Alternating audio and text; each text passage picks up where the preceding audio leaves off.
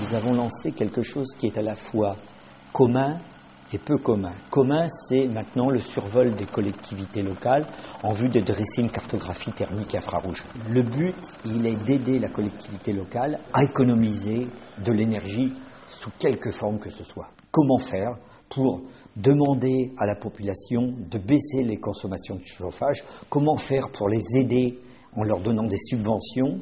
Notre technologie était avant tout utilisée par les militaires pour éviter d'envoyer des soldats là où il y a des défoliants, des neurotoxiques, etc.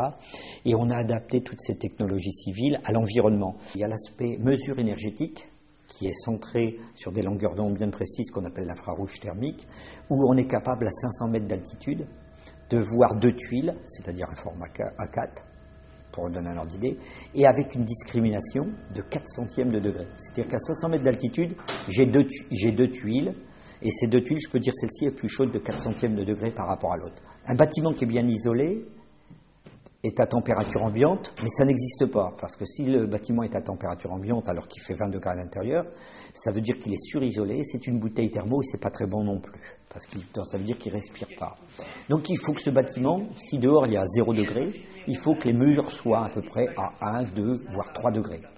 S'ils sont plus chauds, ça veut dire qu'il y a des déperditions, parce que ça manque d'isolation. Et ce qu'on mesure, c'est une température de surface, de rayonnement, et on classifie les bâtiments en bleu marine, bleu clair, vert, jaune, rouge, etc., pour rendre un produit très simple auprès de la population.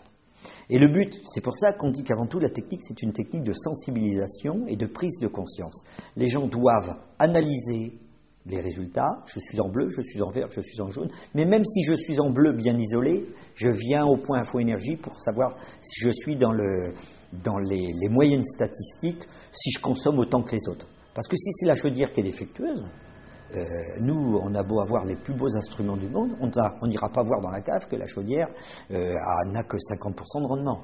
Une fois qu'on a effectué cette phase de sensibilisation, la population vient gratuitement à un salon où on présente les maisons en bleu, vert, jaune, rouge.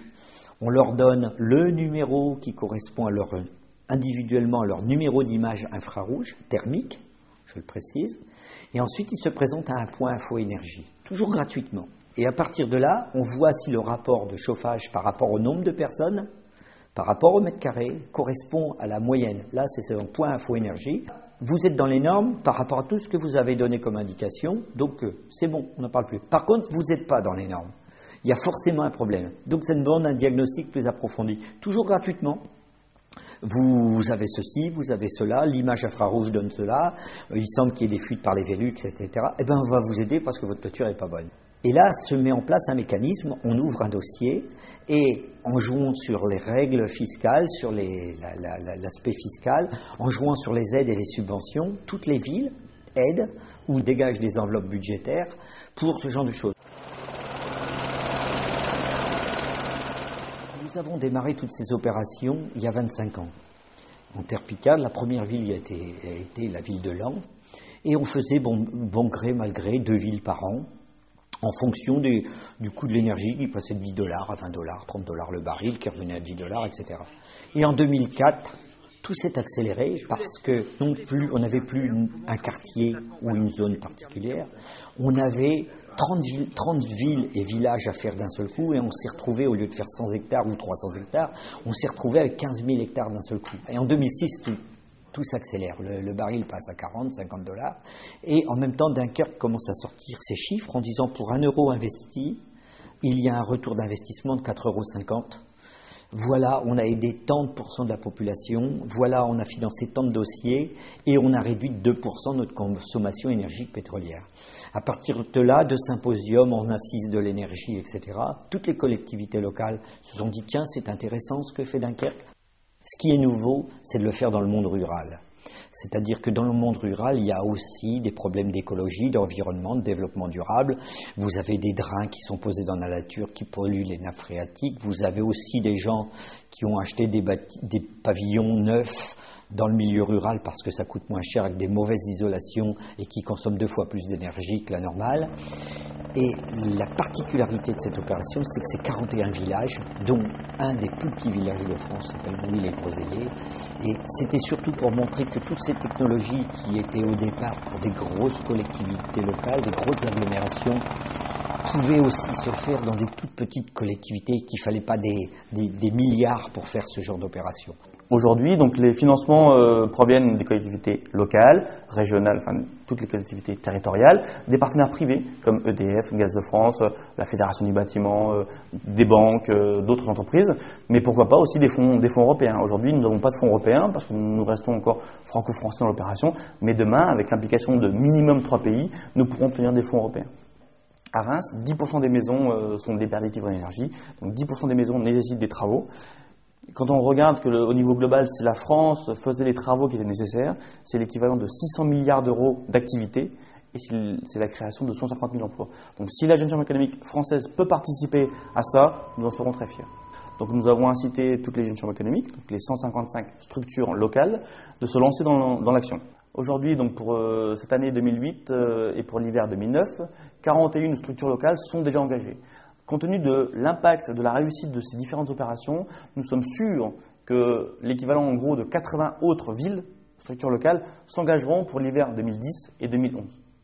Nous sommes allés à Cracovie fin février pour présenter l'action donc, au niveau européen et nous avons donc aujourd'hui eu le soutien de 6 pays, que ce soit donc l'Allemagne, l'Autriche, le Portugal, la Pologne, Malte et l'Angleterre, qui souhaitent se lancer dans l'opération et nous avons travaillé avec notre structure internationale pour voir comment on peut avoir des fonds de l'Europe pour subventionner donc ces thermographies aériennes sur tous les pays européens.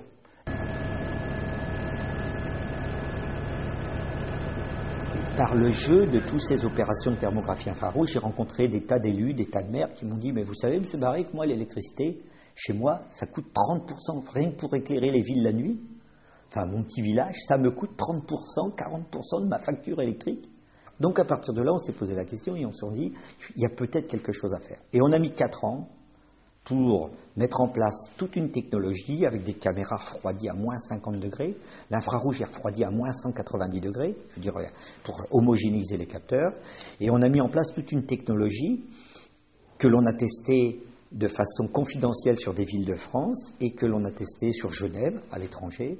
Et la demande maintenant est telle que Paris nous demande d'effectuer le survol complet de sa ville et d'effectuer toute l'opération par elle-même. Et au jour d'aujourd'hui, on profite de l'opération de la Jeune Chambre économique et de la CCVBN pour à la fois coupler de l'infrarouge thermique, que tout le monde fait, enfin maintenant il y a 3-4 sociétés en France qui font ça, et l'ALENA. Alors ALENA, ça veut dire analyse lumino-environnementale nocturne aérienne.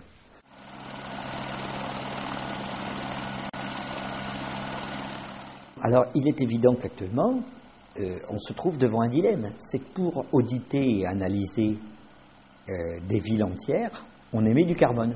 Alors, nous avons donc décidé de compenser carbone toutes nos opérations sous l'égide de l'ONU. Nous avons donc interrogé l'ONU et on s'est aperçu, à notre grande surprise, qu'il n'y avait que seules 2 sociétés dans le monde qui étaient agréées comme compensateurs. On appelle ça des golden standards. C'est-à-dire que tout est contrôlé un petit peu comme une société avec son commissariat aux comptes et que chaque centime d'euro qui est donné va bien pour neutraliser du carbone ailleurs. Et une de ces sociétés s'appelle TNCC, The Neutral Carbon Company, et on passe donc par cette société. Au moins, on est sûr que chaque centime qui sera donné sera vraiment compensé carbone via cette opération.